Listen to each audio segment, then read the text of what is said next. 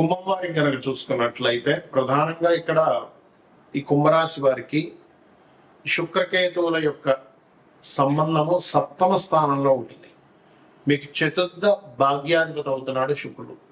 మరి చతుర్థ భాగ్యాధిపతి సప్తమంలో శత్రువైనటువంటి శత్రుక్షేత్రంలోకి వెళ్ళి అక్కడ ఉన్నందుకు మీకు కలిగేటువంటి ఫలితాలు ఏమిటి, ఏ దేవత ఆరాధన చేయాలి, ఏ విషయాల పట్ల మీరు జాగ్రత్తగా ఉండాలి అనేటువంటి అంశాలు చెప్తుంది నేనైనప్పటికీ చెప్పిస్తుంది సాక్షాత్ లలిత అమ్మవారిగా భావిస్తూ ఆ లలితాంబిక అమ్మవారి యొక్క అనుగ్రహం మీకు పరిపూర్ణంగా కలగాల మనస్ఫూర్తిగా కోరుకుంటూ ఇక్కడ ఈ శుక్రకేతువులు సప్తమంలో ఉన్నందుకు మీరు వివాహం విషయంలో, వివాహ నిర్ణయాల విషయంలో అస్సలు పనికిరాదు.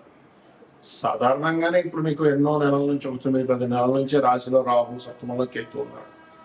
అయితే సప్తమంలో సప్తమ స్థానం అనేటువంటిది వివాహ స్థానం కాబట్టి వివాహ సంబంధించిన విషయంలో అది డిస్టర్బెన్స్ ని క్రియేట్ చేస్తూ ఉంది. దాంతోపాటు ఇంకో గ్రహం వచ్చి తోడైంది, శుక్రుడు వచ్చి తోడయ్యాడు.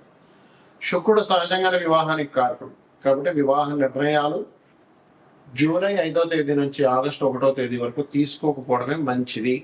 Point number 1. ఇక రెండవది పార్ట్నర్షిప్స్, గవర్నమెంట్ వ్యక్తులతో కానీ స్త్రీలతో కానీ ఆధ్యాత్మిక రంగాల్లో ఉండేట్లు పార్ట్నర్షిప్ చేసే విషయంలో 1-4 సార్లు మీరు ఏ బిజినెస్ లోకి ఎంటర్ అవుతున్నారు, మీకు అది పనికి వస్తున్నారు, అది వాళ్ళు చెడ్డవాళ్ళు కాదు, ఈ రూపంలో వస్తుంది కారకత్వం పెట్టుకోవాలి. వాళ్ళు ఏదో చెడ్డవాళ్ళు వాళ్ళతో చేయకుండా అని చెప్పేది అది కాదు. ఎప్పుడైనా మనకు ఒక నష్టం వచ్చేటప్పుడు ఆ యొక్క కారకత్వం రూపంలోనే వస్తుంది, గుర్తుపెట్టుకోండి. అలాగే ఎడ్యుకేషన్ విషయంలో, అందులోనే ముఖ్యంగా ఫ్యాషన్ రిలేటెడ్ లేకపోతే కొన్ని సాఫ్ట్వేర్స్ లో ఇవాళ రేపు ఏఐ వచ్చింది, ఏఐ రిలేటెడ్ ఎడ్యుకేషన్ సంబంధించిన ఏదైనా ఇవాళ రేపు ఆన్లైన్ లో చాలా నేర్పిస్తుంది. అందులో కొన్ని ఫ్రాడ్ ఉంటున్నాయి, కొన్ని జెన్యూన్ ఉంటున్నాయి. కాబట్టి అది జెన్యూనా కాదో తెలుసుకొని అటువంటి వాటికి మనీ కట్టండి, అటువంటి వాటిలో జాయిన్ అవ్వండి. అంతేగాని తొందరపడేదో ఇప్పుడంతా ఏఐ వచ్చేసింది, ఏఐ ప్రపంచం వచ్చింది, ఏఐ ఇమీడియట్లీ నేర్చుకోబోతున్నాయి, ఏదో నాకు ముఖం మునిగిపోద్ది అన్నట్టుగా తొందరపడి డబ్బులు కట్టేస్తూ ఉంటారు. అసలు జెన్యూనా కాదో చూసుకోకుండా ఈ విషయంలో జాగ్రత్తగా ఉండండి. కొన్ని సందర్భాల్లో వివాహం అయినటువంటి వారికి జీవిత భాగస్వామితో తెలియని ఎడబాటు, మిస్అండర్స్టాండింగ్స్ వస్తూ ఉంటాయి. ఈ యొక్క విషయం పట్ల కాస్త మీరు జాగ్రత్త వహించండి, ఇది ప్రధానంగా గుర్తుపెట్టుకోండి. ఇక మీరు నిత్యము చేయవలసినటువంటి దేవత ఆరాధన ఏమిటి అని చెప్పి చూసుకున్నట్లయితే ప్రధానంగా విష్ణు సహస్రనామాలు, సూర్య ఆరాధన, నవగ్రహాలలో శుక్ర కుజ కేతు ఈ 3 గ్రహాల దగ్గర దీపారాధన చేయడము, మరియు రావి చెట్టు కింద ఉన్నటువంటి సర్పాల దగ్గరికి వెళ్ళి అక్కడ ప్రతిష్ఠ చేసిన వాటి మీద పసుపు కుంకుమ గంధాన్ని కలిపిన నీటితో అభిషేకం చేసి ప్రదక్షిణ 11 ప్రదక్షిణాలు చేసుకోండి. అన్ని విధాల మీకు బాగుంటుంది. ఈ శుక్రకేతువుల యొక్క కలయిక కనుక మీ జన్మజాతకంలో ఎక్కడుంటే అలాంటి ఫలితాలు ఉంటాయి అనేటువంటిది ఉంటుంది. అయితే ఇక్కడ మీరు అర్థం చేసుకోవాల్సింది ఏంటంటే పాయింట్ నెంబర్ 1, శుక్రుడు కేతు క్లోజ్ కంజంక్షన్ లో ఉన్నారా, దూరంగా ఉన్నారా అంటే ప్రతి రాశికి 1 నుంచి 30 డిగ్రీలు ఉంటాయి. ఇది ఎక్కడో 30 డిగ్రీల్లో, ఇది ఎక్కడో 1 డిగ్రీలో ఉంటాయి. దాన్ని కంజంక్షన్ గుర్తుపెట్టుకోండి. దాన్ని మీరు కంజంక్షన్ గా తీసుకోండి. కనీసం 10 డిగ్రీల లోపలైనా ఉండాలి, లేకపోతే ఒకే ఏక నక్షత్రంలో ఉండాలి. అంటే అలాగా మీకు అశ్విని నక్షత్రం ఉంది ఉదాహరణకి, 13.20 డిగ్రీల అశ్విని నక్షత్రం ఒకే నక్షత్రంలో ఉన్నా కొంత ఎఫెక్ట్ ఉంటుంది. కానీ మీకు డిఫరెంట్ నక్షత్రాలు ఉన్నప్పుడు దాని ప్రభావం తగ్గుతుంది, గుర్తుపెట్టుకోవాలి. రైట్. అయితే ఇక్కడ మీకు ఎప్పుడైనా సరే శుక్రకేతులు ఉంది అనగానే వెంటనే వాళ్ళ ధనహీనత వస్తుంది, లేకపోతే వెంటనే వాళ్ళకి వివాహం అవ్వదు, స్పర్మ్ కౌంట్ తక్కువ ఉంటుంది, లేకపోతే స్త్రీలతో గొడవలు అవుతాయి, ఇలా వెంటనే డెసిషన్ తీసుకోకూడదు. ఎందుకు అంటే మీకు శుక్ర మహాదశ కానీ కేతువు యొక్క మహాదశ కానీ జీవితంలో రానప్పుడు, లేనప్పుడు ఆ యొక్క నెగిటివ్ ఫలితాలు రావు, గుర్తుపెట్టుకోండి. ఎప్పుడు జరుగుతుంది అంటే మీరు ఉదాహరణకి అశ్విని భరణి దాటేశారు అంటే కృత్తిక నుంచి స్టార్ట్ అవుతాయి నక్షత్రాలు, మళ్ళీ ఆ నక్షత్రాలు పుట్టినా, లేకపోతే మకా పుబ్బ కాకుండా, లేకపోతే మూల పూర్వాషాఢ కాకుండా పుడితే అప్పుడు మీకు అది ఆ దశలు రావాల్సింది. ఎప్పుడో 90 ఏళ్ళకి వస్తుంది. అప్పుడు 90 ఏళ్ళకి 100 ఏళ్ళకి వచ్చేటువంటి ఆ యొక్క మహాదశ వల్ల మీకు పెద్దగా ఎఫెక్ట్ అనేటువంటిది ఉండదు, గుర్తుపెట్టుకోండి. కాబట్టి ఈ యొక్క విషయం చూసుకోవాలి. సరే, క్లోజ్ కంజంక్షన్ లో ఉందండి, మాకు ఆ మహాదశలు కూడా వచ్చాయి, ఏమిటి పరిస్థితి? ఇక్కడ మీకు లగ్నం నుంచి 12 భావాల్లో క్లోజ్ కంజంక్షన్ లో ఉంటే ఈ ఫలితం వస్తుంది. ఆ మహాదశ అంతర్దశలు వస్తాయి. లగ్నంలోనే ఉందనుకోండి, అప్పుడు మనిషి తెలియని ఒక విరక్తి భావంలో అసలు లైఫ్ వెళ్తూ ఉంటుంది. అంటే ఏమిటి?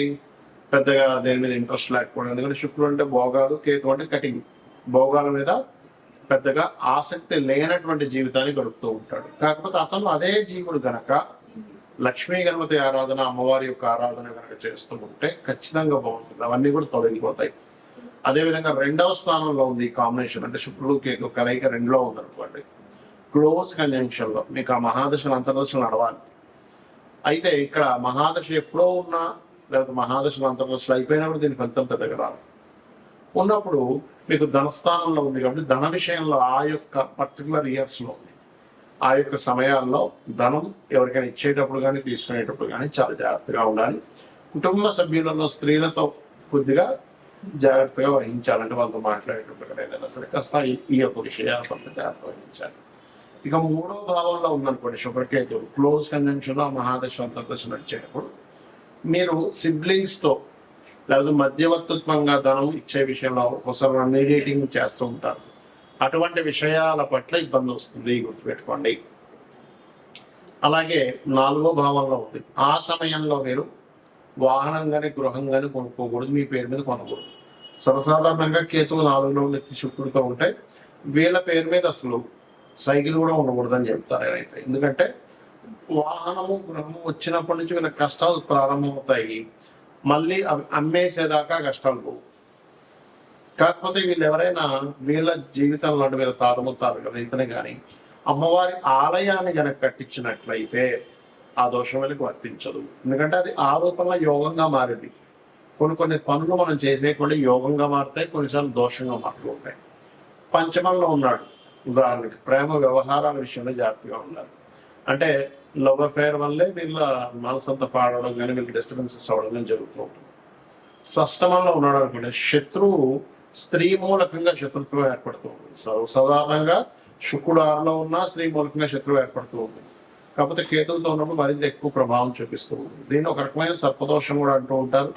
దీనికి మీరు మన రావి చెట్టు కింద ఉండేటువంటి శుక్రకేతు గ్రహాల దగ్గర, అంటే శుక్రకేతు గ్రహాల దగ్గర దీపారాధన, రావి చెట్టు కింద ఉండేటువంటి సర్పాలకి పసుపు కుంకుమ గంధం కలిపిన వాటర్ని కలిపి వేయడం కూడా మంచిది.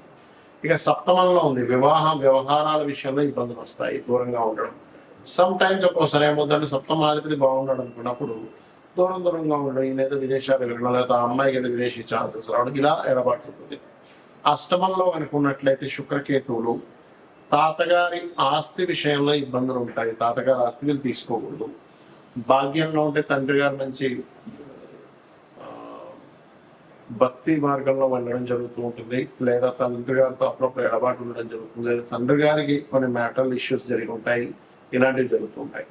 దశమంలో ఉంటే చేసే ఉద్యోగంలోనే ఏదైనా శ్రీమూర్తితో ఇబ్బంది రావడము, ఏకాదశంలో ఉంటే కొంత ఫ్యాషన్ రిలేటెడ్ సంబంధించిన వ్యాపారాల వల్ల ఇబ్బంది రావడము, 12వ స్థానంలో ఉంటే తండ్రి గారి ఆస్తి తీసుకోకూడదు. ఇక్కడ అష్టమంలో ఉంటే తాతగారి ఆస్తి, 12లో ఉంటే తండ్రి గారి ఆస్తి విషయంలో దోషం ఉండవు, లేదా ఆగ్నేయ దోషాలు ఉండవు. సర్వసాధారణంగా వాస్తుపరంగా కూడా చూసుకుంటే ఆగ్నేయ సంబంధించిన దోషాలు ఉంటాయి. అయితే ఇది ఎవరికైనా కూడా ఈ కలయిక ఉన్నప్పుడు శుక్రకేతు గ్రహాల దగ్గర దీపారాధన చేయడము, లక్ష్మీ గణపతి ఆరాధన చేయడము చేసినట్లయితే ఖచ్చితంగా ఆ యొక్క దోషం అనేటువంటిది పరిపూర్ణంగా తగ్గుతుంది. శ్రీమాత్రే.